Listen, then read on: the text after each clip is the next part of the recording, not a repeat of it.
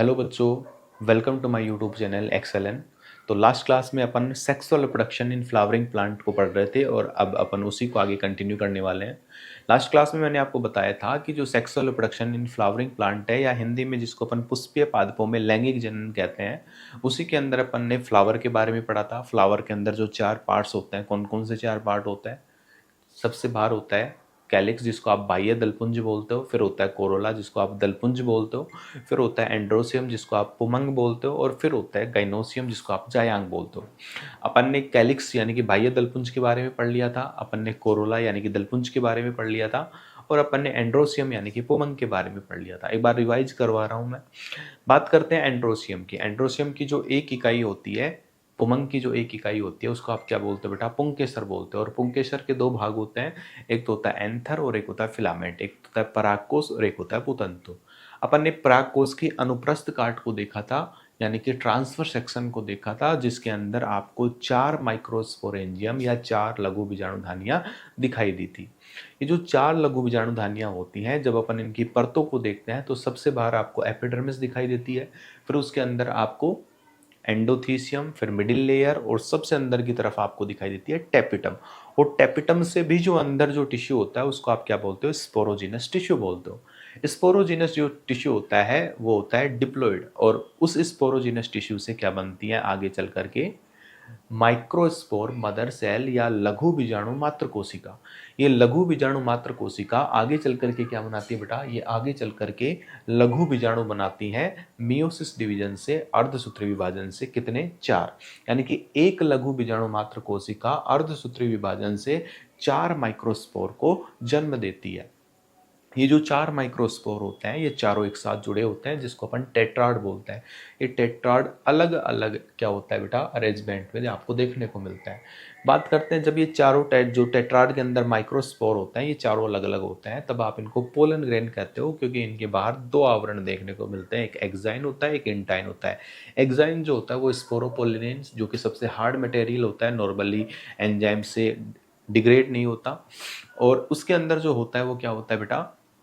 Intine होता है, जो कि पेक्टोसेलुलोज का बना होता है। ये पेक्टोसेलुलोज आगे चल करके पोलन ट्यूब बनाता है, जो अपन देखेंगे क्या होती है। बात करते हैं, जो पोलन ग्रेन होता है उसके अंदर एक कोशिका होती है, जो कि आगे चल करके एसिमेट्रिकल माइटोसिस डिवीजन करती है या असमान समसूत्री विभाजन करती है, जिससे 2 कोशिकाएं या 2 सेल्स बनती हैं। एक बड़ी कोशिका जिसको आप वेजिटेटिव या काइक सेल कहते हो, और एक छोटी कोशिका जिसको आप जनरेटिव या जन्निक कोशिका कहते हो। ये जो जननिक कोशिका होती है, ये आगे चल करके वापस से समसूत्री विभाजन करती है, माइटोसिस डिवीजन करती है, जिससे 2 मेल गैमेट बनते हैं। ये मेल गैमेट आगे चल करके क्या करते हैं? फीमेल गैमेट के साथ में क्या होता है बेटा? फ्यूज्ड होते हैं। एक जाइगोट बना लेता है और एक बना लेता है 3N एंडोस्पर्म। वो अपन प्रोसेस में देखेंगे कैसे होता है। नेक्स्ट जो अपन बात करने वाले हैं, नेक्स्ट जो फ्लावर का पार्ट होता है गाइनोसियम, जिसे आप क्या बोलते हो बेटा? जायांग बोलते हैं। इसी को अपन कंटिन्यू करते हैं। तो चलिए देखते हैं। इससे पहले का आपको मैंने जो भी पढ़ाया है, ये लेक्चर 6 है, इससे पहले के लेक्चर 5 कंप्लीट हो चुके हैं। तो अगर आप ये पहली बार वीडियो देख रहे हो तो इससे पहले की भी वीडियो आप वो देख के आइए, तब जाके आपको ये चीज़ें समझ में आएंगी। अदरवाइज़ ये आपको पहले से पढ़ा हुआ है तब भी आ जाएंगी, लेकिन अगर आप फर्स्ट टाइम देख रहे हो तो थोड़ा सा आपको अटपटा लग सकता है। तो एक बार आप पहले के जो लेक्चर है उनको देखते हुए आइए, यहाँ तक पहुँचिए, और जो नोट्स वगैरह हैं आप उनको पॉज करके भी नोट डाउन कर सकते हैं। ठीक है बेटा, तो आगे चलते हैं अपन।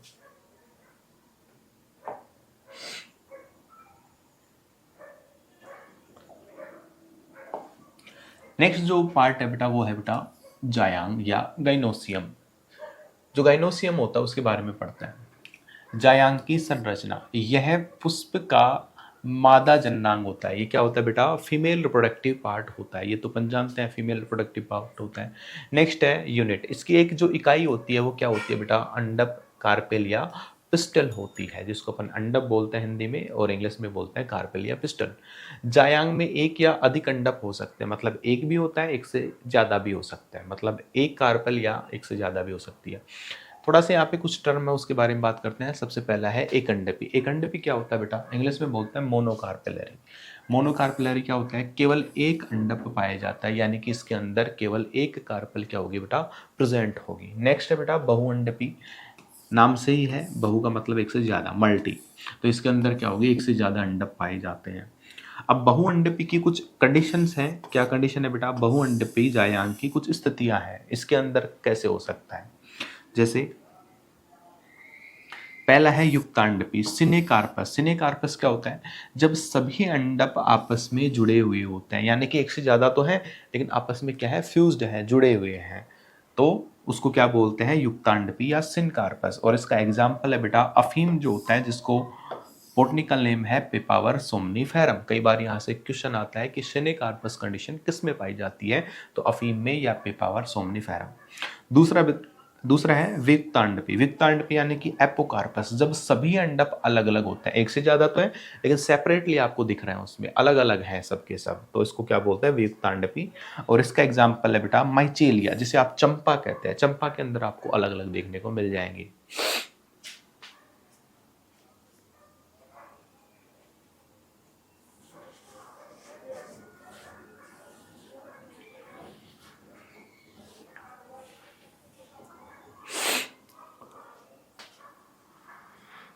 थोड़ा सा गर्मी हो रही है, पसीना वगैरह पहुंच रहा हूं मैं। आगे चलते हैं।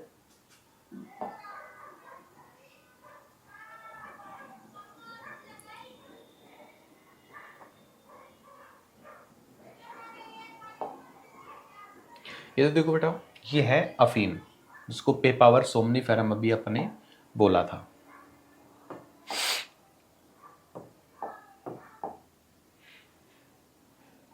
यहाँ पे देखो सिन कार्पस, मतलब जितने भी जो कार्पेल होते हैं वो एक साथ जुड़े हुए होते हैं। यहाँ पे नॉर्मली तो आपको ये इस तरीके से दिख रहा है भाई। ये तो क्या है इसके अंदर, ये जो आपको बाहर की तरफ दिख रहा है, ये तो हो गया इसका एंड्रोसियम।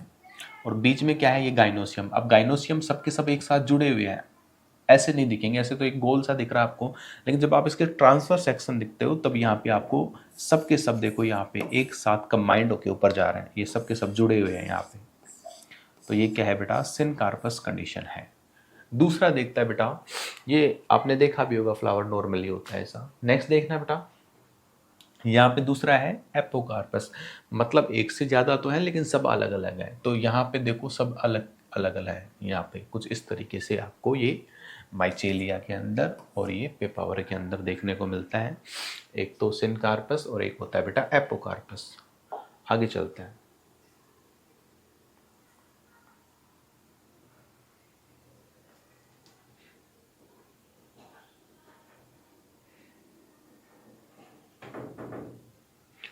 स्टिग्मा स्टाइल मैंने आपको पहले ही बता दी थी, एक बार वापस से और बता देता हूँ।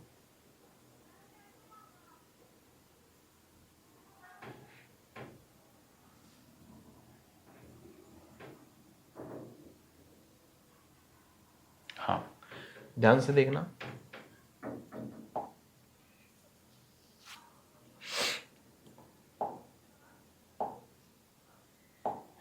देखो बेटा ये क्या है,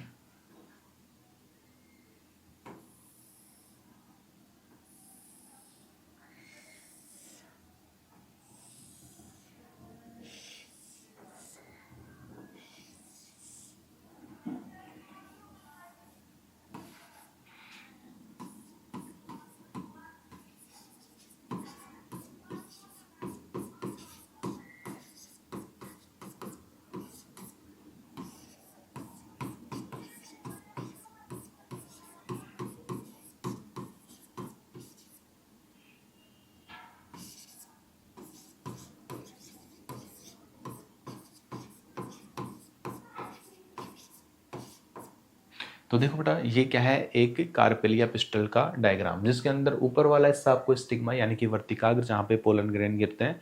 दूसरा इसमें स्टाइल, जो कि एक पतली पाइप की जैसे स्ट्रक्चर होती है, जो कि इस ओवरी को जोड़ती है। और नीचे जो फूला हुआ हिस्सा है वो क्या है बेटा? ओवरी, अंडाशय, जिसके अंदर आपको ओव्यूल दिखता है। क्या दिखता है बेटा? ओव्यूल, जो कि आगे चल करके क्या बनाते हैं? बीज बनाते हैं। कुछ इस तरीके का अपन ने पहले देखा हुआ है।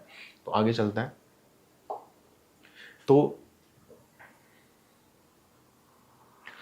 अपन ने क्या क्या चीजें पढ़ ली? अपन ने फ्लावर के चारों पार्ट पढ़ ली। चारों पार्ट कौन कौन से बेटा? फ्लावर के चार पार्ट कौन कौन से होते हैं?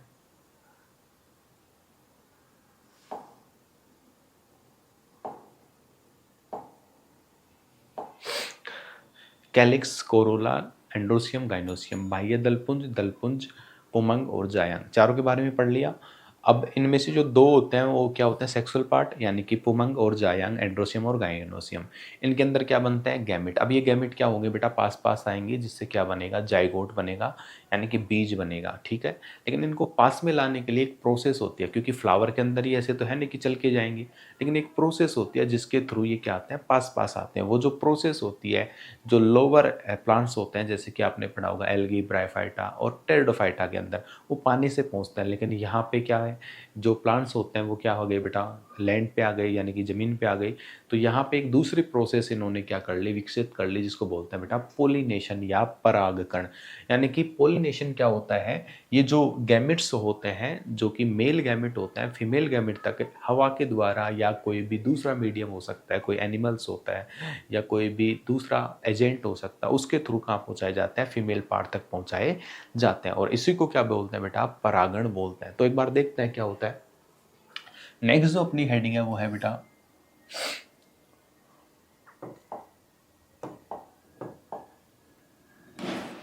परागण या फिर पोलिनेशन और इसके प्रकार। अब पोलिनेशन होता क्या है, परागण होता क्या है, तो देखना एक बार इसको ध्यान से।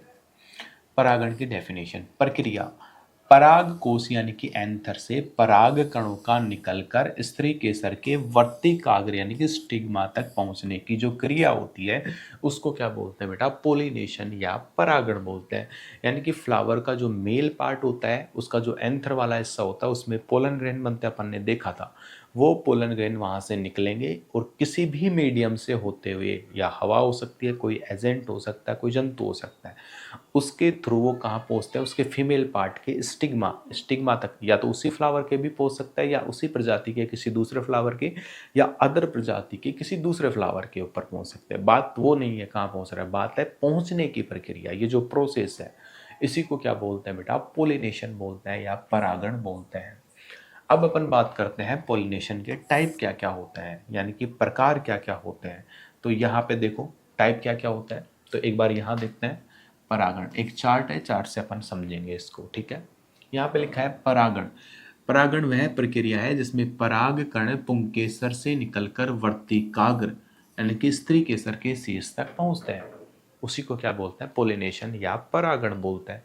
अब ये दो टाइप का होता है, एक तो होता है बेटा स्व परागण यानी कि सेल्फ पोलिनेशन, और एक होता है पर परागण यानी कि क्रॉस पोलिनेशन।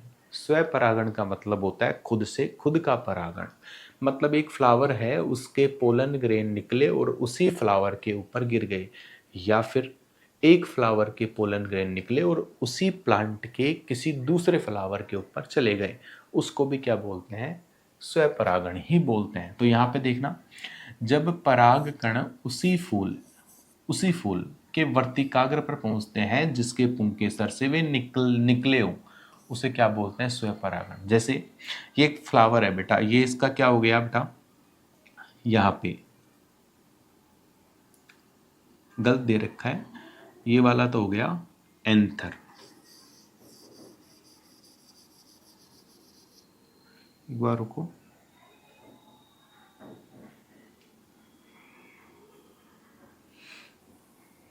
उल्टा सीधा लिख रखा है। तो ये तो हो गया इसमें वर्तिकाग्र, और ये हो गया इसमें पुंकेसर।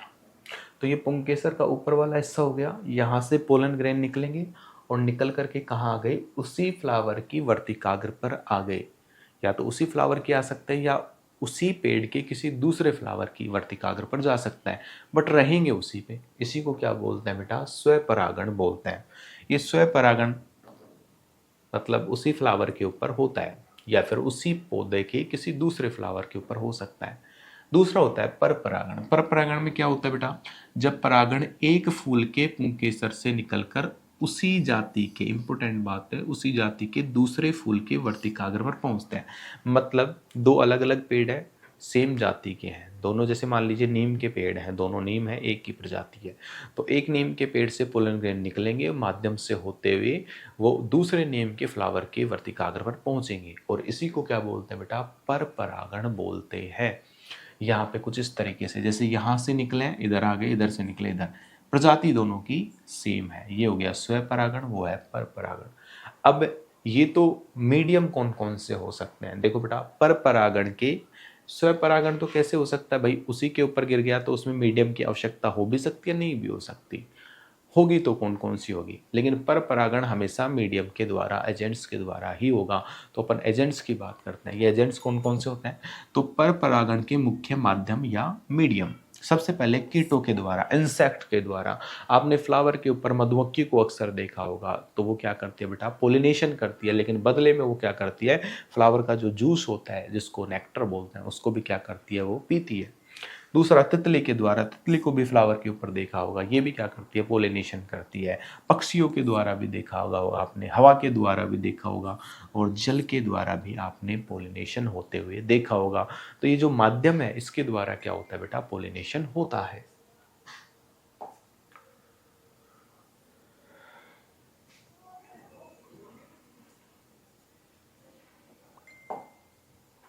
तो यहां पे बात करते हैं थोड़ा सा, स्वपरागण क्या होता है, यहां पे लिखा हुआ है, मैंने वैसे समझा दिया। पराग कण उसी पुष्प या उसी पौधे के किसी दूसरे पुष्प के, उसी पौधे की बात हो रही है, या तो उसी पुष्प का या उसी पौधे के किसी दूसरे पुष्प पर स्थानांतरित होते हैं, उसको क्या बोलते हैं बेटा, स्वपरागण बोलते हैं। अब इसमें दो टाइप का हो सकता है, जैसे मैं यहाँ पे डायग्राम बना के दिखा देता हूं एक,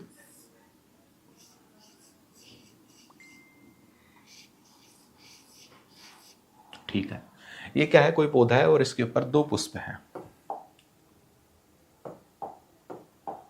देखना, जब यहां से पोलन ग्रेन निकलेंगे और इसी की वर्तिकाग्र पर गिरेंगे, तब ये तो क्या है बेटा, स्वपरागण। और स्वपरागण में भी कौन सा, ये स्वयुग्मन, यानी कि जब एक ही पुष्प के पराग कण उसी पुष्प के वर्तिकाग्र पर पहुंचते हैं, तब उसको बोलते हैं स्वयुग्मन, या फिर उसको बोलते हैं ओटोगैमी। तो ये वाली कौन सी है बेटा, ओटोगैमी है। कौन सी है, ओटोगैमी। दूसरा क्या है, जब एक ही पौधे के एक पुष्प से परागकण निकलकर उसी पौधे के दूसरे पुष्प पर जाते हैं, तो है तो ये स्वपरागण, लेकिन उसमें भी टाइप कौन सा हो गया, इसको बोलते हैं सजात पुष्पी परागण या जिटेनोगैमी बोलते हैं। तो ये वाला कौन सा हो गया, जिटेनोगैमी। क्या होती है देखना, जब एक ही पौधे के एक पुष्प के पराग कण उसी पौधे के दूसरे पुष्प की वर्तिकाग्र पर पहुंचते हैं, तब उसको क्या बोलते हैं बेटा, सजातीय पुष्पी परागण या जिटेनोगैमी बोलते हैं। नेक्स्ट अपन बात करते हैं, ये तो हो गया स्वपोलिनेशन या सेल्फ पोलिनेशन या स्वपरागण। दूसरी अपन बात करते हैं बेटा क्रॉस पोलिनेशन, यानी कि पर परागण। इसे पर निषेचन या जीनोगैमी, कई बार ये टर्म ज्यादा पूछ ली जाती है, जीनोगैमी, तो बच्चे कंफ्यूज हो जाते हैं, जीनोगैमी जिटेनोगैमी। तो ये जीनोगैमी क्वेश्चन आया हुआ बोर्ड एग्जाम के अंदर, कई बार नेट में भी यहाँ से ये टर्म इस्तेमाल कर लेता है, तो इसको जीनोगैमी बोलते हैं बेटा। देखते हैं इसमें, इसके अलावा इसको एलोगैमी भी बोलते हैं। ये जो टर्म है इसको ध्यान से याद रखना, जीनोगैमी एलोगैमी क्या होती है, आनुवांशिक रूप से भिन्न परागकणों का दूसरे पौधे के वर्तिकाग्र पर स्थानांतरण। आनुवांशिक रूप से, आनुवांशिक रूप से मतलब क्या होता है, प्रजाति तो एक ही है, प्रजाति क्या है, एक ही है, लेकिन जेनेटिकली रूप से एक ही प्रजाति के दो अलग अलग पौधे भी क्या होते हैं, थोड़ी सी विभिन्नताएं लिए होते हैं, थोड़ा बहुत उनमें डिफरेंस होता है। तो आनुवांशिक रूप से उनके पोलन ग्रेन थोड़े से क्या होता है, डिफरेंट होते हैं। स्पीसीज एक ही है लेकिन उनमें क्या है, जेनेटिकली वो क्या है, थोड़े बहुत डिफरेंट है। तो आनुवांशिक रूप से भिन्न परागकणों का दूसरे पौधे के वर्तिकाग्र पर स्थानांतरण, यानी कि एक ही प्रजाति के दो अलग अलग पौधों के पोलन ग्रेन का आपस में क्या होना, एक्सचेंज होना, वर्तिकाग्र पर पहुंचना क्या होता है, क्रॉस पोलिनेशन या पर परागण कहलाता है।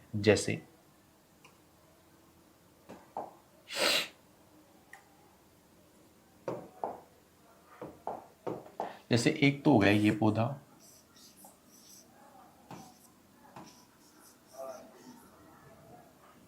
प्रजाति एक ही है, एक ही हो गया, दोनों किसके हैं बेटा, ये आम के हैं, मान लीजिए आम के फ्लावर हैं। अब दोनों में क्या हो रहा है, एक्सचेंज हो रहा है पोलन ग्रेन का, तो ये क्या है बेटा, क्रॉस पोलिनेशन। प्रजाति एक की है लेकिन पोलन ग्रेन जेनेटिकली रूप से क्या है, अलग अलग है, तो इसको बोलते हैं क्रॉस पोलिनेशन। नेक्स्ट बात करते हैं बेटा स्वपरागण के लिए अनुकूलन। स्वपरागण के लिए अनुकूलन से मतलब क्या है, ये जो स्वपरागण हो रहा है, अपन ने देखा था मीडियम के माध्यम से, लेकिन स्वपरागण होता है उसमें मीडियम की थोड़ी बहुत कम आवश्यकता होती है। तो उसमें क्या क्या अनुकूलन पाए जाते हैं जिससे वो कंफर्म हो जाता है कि हाँ स्वपरागण होगा। तो स्वपरागण के लिए अनुकूलन एवं पुष्प के प्रकार। तो आज तक अपन यहीं, आज के लिए इतना ही काफ़ी है बेटा। नेक्स्ट क्लास में बाकी अपन चीज़ें पढ़ेंगे। तो अगर आपको ये वीडियो अच्छी लगी हो, आपको समझाना अच्छा लगा हो, आपको चैप्टर समझ में आ रहा है, तो पहले के भी लेक्चर देखिए, फिर यहाँ तक पहुँचिए और ये चैनल को सब्सक्राइब कर लीजिए, बेल आइकन को दबा लीजिए, ताकि जब भी मैं नेक्स्ट वीडियो अपलोड करूँ आपको सबसे पहले पता चल जाए। अपन कंप्लीट कोर्स करवाएंगे, थोड़ा वीडियो मैं लेट डाल देता हूँ बट कोई नहीं, हो जाएगा, अपने नीट से पहले अपन कंप्लीट कर लेंगे, बायोलॉजी बोर्ड से पहले भी कंप्लीट कर लेंगे, ठीक है। तो अगर आपको ये वीडियो अच्छी लगी है तो वीडियो को लाइक कीजिए, चैनल को सब्सक्राइब कर लीजिए। अगर आपका कोई भी सवाल हो तो कमेंट कर दीजिए, मैंने व्हाट्सअप चैनल की लिंक भी डाल रखी है, आप उसमें ज्वाइन हो जाइए ताकि अपडेट आपको मिलते रहें।